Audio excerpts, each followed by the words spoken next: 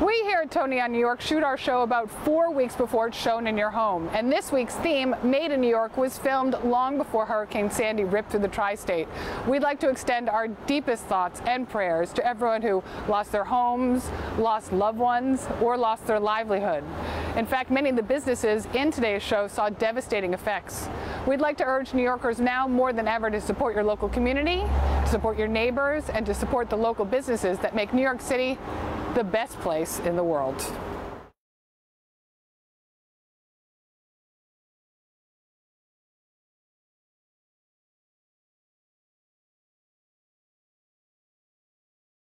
This week we're making it in New York. We are building boats, building bikes, making knives, drinking wine, and entertaining in style. And all of it's made right here in New York. We meet the restaurateur who takes farm to table to the next level and sink our teeth into New York's craziest sweet. But what exactly is a swingle? If you crave dark chocolate key lime pie, get in line because we are going to hook you up. Mommy in New York starts right now. I'm walking around and feeling fine. The sun is shining in my face. Crossing the street, cars are passing by. Thinking how I love this place. Can you feel the wind in your hair? Today we are dedicating the entire episode to things made in New York. We are going to show you how easy it is to support local businesses and how important it is for both the economy and the environment. By now, I'm sure you've heard the term locavore. The restaurant scene kicked it off by offering local and seasonal food, but there's one restaurant in Brooklyn that has taken sustainability to the next level. It was really hard when we first started. It was hard to find connections to the farmers. It was hard to find where to get all of this stuff. Applewood Restaurant has been at the forefront of the farm-to-table movement ever since it opened back in 2004. But now owners David and his wife Laura have actually started their own farm.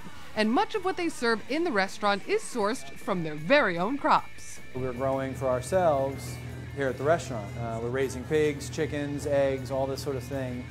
Trying really to close that circle, you know, and really know all about our food, know where it comes from, know what you're eating. It's a Tuesday, and that's when David brings in the harvest. And even though they hadn't settled on what entrees they would serve that night, he expertly whipped me up this incredible impromptu plate.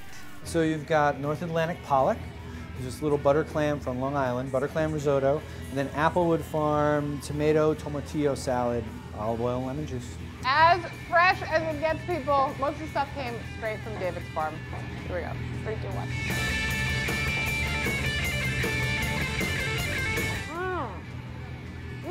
1. All right. Oh my goodness, what is in that risotto, David? Butter clams from Long Island. This has to be on the menu tonight then. That's what I'm saying. There you go. There you go. Not only is everything that's served at Applewood sourced locally, but even the knives used to prepare your food are made in New York. Now, if you want to be cutting-edge local in your own kitchen at home, all you have to do is head to the Sharpest Studio right here in Brooklyn.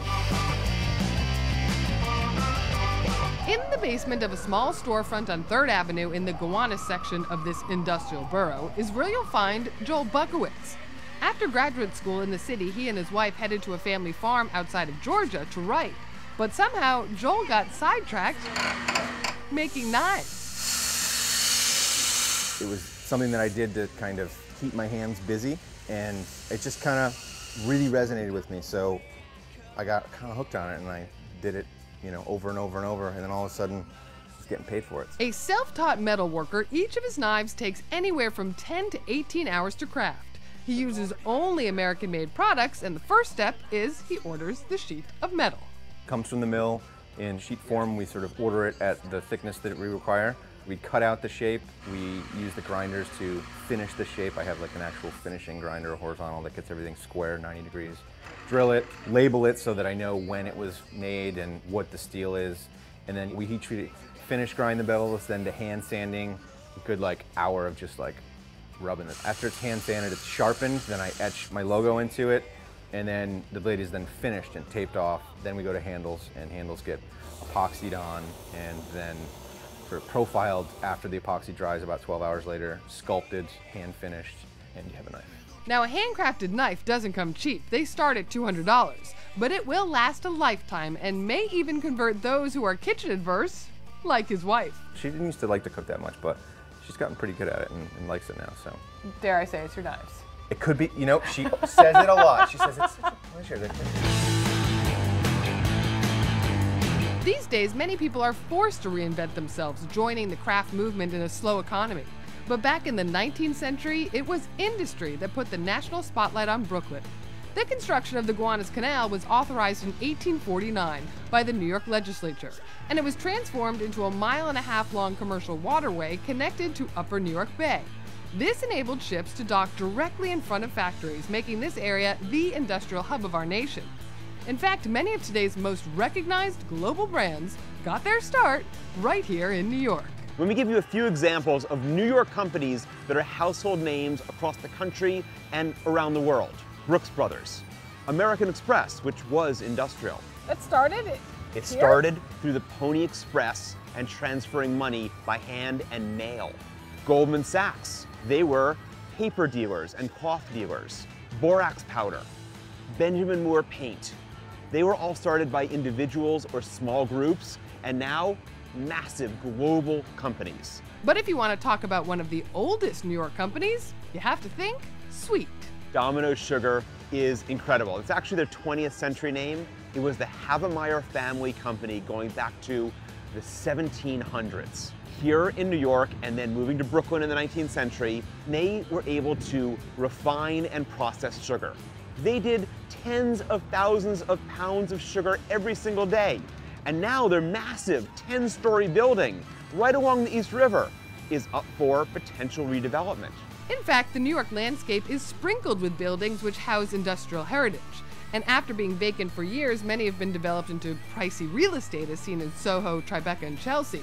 But here in Brooklyn, they are being reborn by local entrepreneurs. We're standing in the secret courtyard of the American Can Factory.